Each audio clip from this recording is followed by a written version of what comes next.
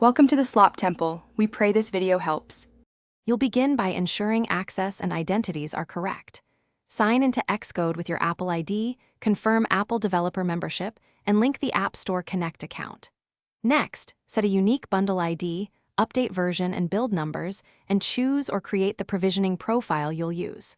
Once done, enable automatic signing only if you understand its effects. Otherwise, manage certificates manually. These steps prevent rejections and failed uploads, so complete them before moving to archive and export. With your project ready, select generic iOS device and create an archive via product right arrow archive. In the organizer, validate the archive to catch signing or entitlement issues, address warnings that could block processing. Then choose Distribute App, pick App Store Connect, and follow prompts to upload. Include bitcode only if your workflow requires it.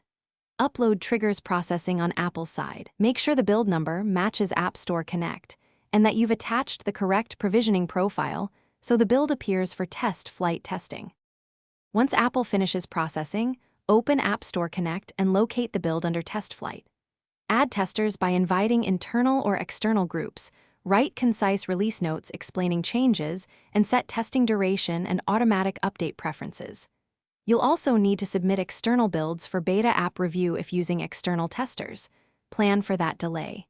If something goes wrong, check processing status, device logs, and crash reports. Often the fix is a signing or entitlement correction and a rebuild, so make the change and upload a new build. Thanks for watching.